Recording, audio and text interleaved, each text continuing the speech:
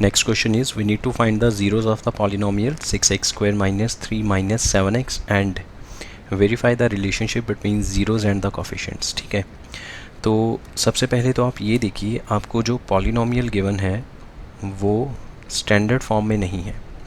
अब ये standard form का क्या मतलब है? स्टैंडर्ड फॉर्म का मतलब है कि सबसे पहले वो टर्म आएगी जिसमें वेरिएबल की पावर सबसे बड़ी है, उसके बाद डिसेंडिंग ऑर्डर में पावर होनी चाहिए. ठीक है, जैसे इसमें क्या लिखा हुआ है, सबसे पहले 6x स्क्वायर, फिर लिखा -3, फिर लिखा -7x. अगर देखा जाए तो x की पावर 1 लास्ट वाले में है, तो x की पावर 2 के बाद x की पावर 1 आएगी, और 3 में तो x है ही नहीं, मतलब जो 3 है उसमें x की पावर 0 है. There is no x in constant term 3, तभी तो वो कांस्टेंट है. तो इसमें क्या है कि पहले आपको रीअरेंज करना पड़ेगा, 6x स्क्वायर -7x -3 ऐसे लिखना पड़ेगा. ठीक है ना, कि सबसे बड़ी पावर पहले आएगी, जो भी वेरिएबल है उसकी सबसे बड़ी पावर पहले आएगी, फिर पावर्स डिसेंडिंग ऑर्डर में लिखी जाएंगी, और जो कांस्टेंट टर्म है वो सबसे लास्ट में लिखी जाएगी, बिकॉज कांस्टेंट टर्म का मतलब है कि उसके अंदर x की कोई पावर नहीं है, x की पावर 0 है. ठीक है, ये हो गई स्टैंडर्ड फॉर्म. अब हमें इसको फैक्टराइज करना है टू फाइंड द ज़ीरोज़. तो फैक्टराइजेशन के लिए हमने दो टर्म्स यहाँ पे लिखी, p और s. p का मतलब है प्रोडक्ट, और s का मतलब या तो सम या सब्ट्रैक्शन ऑफ टू नंबर्स, जिन दो नंबर्स को प्रोडक्ट करके p बनना चाहिए. x स्क्वायर के आगे लगा हुआ है 6, इसको उठाया, कांस्टेंट टर्म के साथ मल्टीप्लाई किया, तो 6 3 ज़ा 18. This is called a product.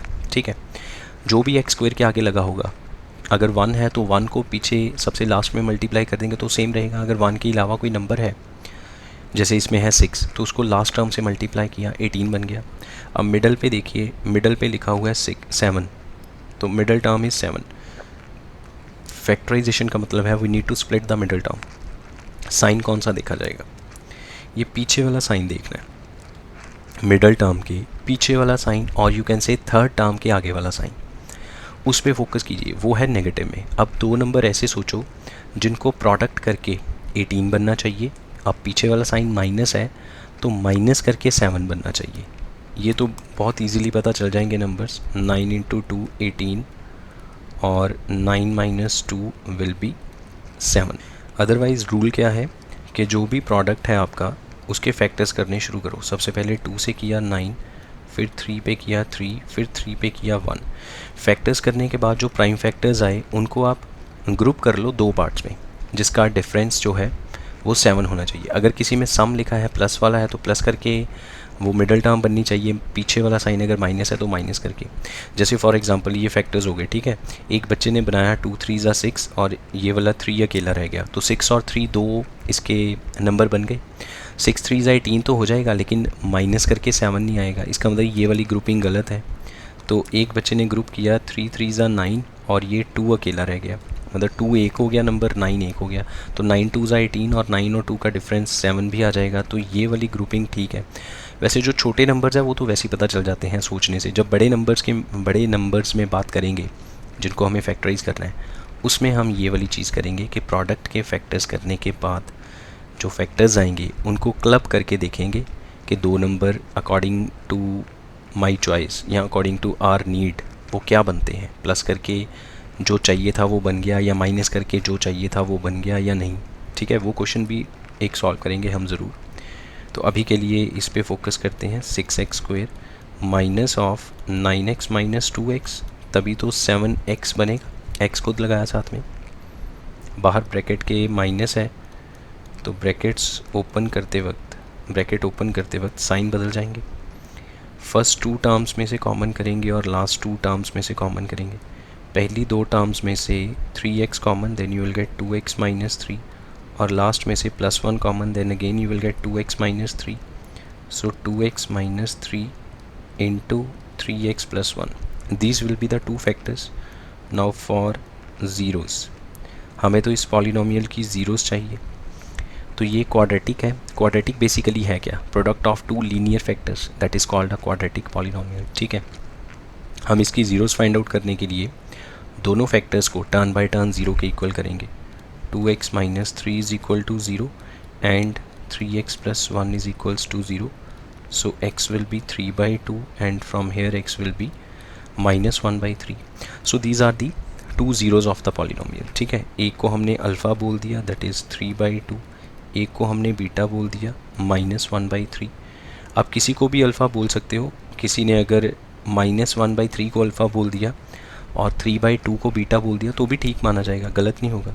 Quadratic है, क्वाड्रेटिक की दो ज़ीरोज़ क्या होती हैं, alpha and beta, right.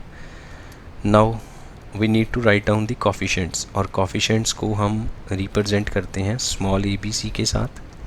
Small ए क्या है, जो आपको गिवन पॉलिनोमियल है उसमें जो एक्स स्क्वायर का कोफिशिएंट है दैट इज़ ए, तो एक्स स्क्वायर का कोफिशिएंट है 6. Now what is B, standard form में लिखने के बाद, स्टैंडर्ड फॉर्म मतलब पावर्स को रीअरेंज करने के बाद, जो x का कोफिशिएंट है that is called a b, और x का कोफिशिएंट है -7, so here it will be -7. और c क्या है, एक्स स्क्वायर, और x को छोड़ने के बाद जो भी बच गया, एक कांस्टेंट टर्म बच गई -3, तो c विल बी -3. ठीक है. Now we need to verify the relationship between the zeros and the coefficients. ये देखिए लिखा हुआ है ना, तो दो रिलेशनशिप्स हैं क्वाड्रेटिक में, एक सम ऑफ ज़ीरोज़ एंड एक product of zeros. So now come to the verification. First is alpha plus beta is equals to -b/a. ये लास्ट क्लास में हमने फार्मूला लिखा था. और दूसरी वेरिफिकेशन है alpha into beta is equals to c/a. ठीक है. अब इसके लेफ़्ट साइड में अल्फ़ा बीटा लिखा है तो लेफ़्ट साइड में अल्फ़ा और बीटा की वैल्यू पुट करेंगे. राइट साइड में b/a लिखा है तो उसमें b और a की वैल्यू पुट करेंगे, राइट. और फिर देखेंगे LHS RHS के इक्वल आना चाहिए दोनों में, दोनों वेरिफिकेशंस में. तो फर्स्ट वाली सॉल्व करते हैं. अल्फ़ा की वैल्यू 3/2 प्लस बीटा की वैल्यू -1/3 और माइनस ऑफ b की वैल्यू -7, a की वैल्यू 6. अच्छा, ये लेफ़्ट साइड में अगर LCM करेंगे तो LCM आएगा 6, 3 3 9 -2, और राइट साइड में तो वैसे ही 7/6 बन गया माइनस माइनस प्लस करके, और यहाँ पे भी 7/6 बना. 7/6 is equal to 7/6 which is true, which is universal truth. 7/6 के इक्वल होता है. ठीक है. तो पहला वेरीफाई हो गया फार्मूला. अब दूसरे की बारी है. अल्फ़ा इंटू बीटा, सो 3/2 इंटू -1/3. 3 को 3 से कट किया तो ये बना -1/2. अब ज़रा c/a करके देख लेते हैं. c की वैल्यू है -3 और a की वैल्यू है 6. इसको कट करेंगे तो ये भी -1/2 आएगा which is again true. And obvious है ये ट्रू आएगा, इसको ट्रू होना ही पड़ेगा. ठीक है ना, तभी तो वेरीफाई होगा. अगर बाई चांस आपने वेरिफिकेशन करते वक्त आपकी LHS RHS के इक्वल नहीं आई, दैट मीन्स या तो आप वेरिफिकेशन की कैलकुलेशन में गलती कर रहे हो या फिर आपने जो ज़ीरोज़ फाइंड आउट करी हैं वो ठीक नहीं है. एक बार उनको जाके चेक कर लो.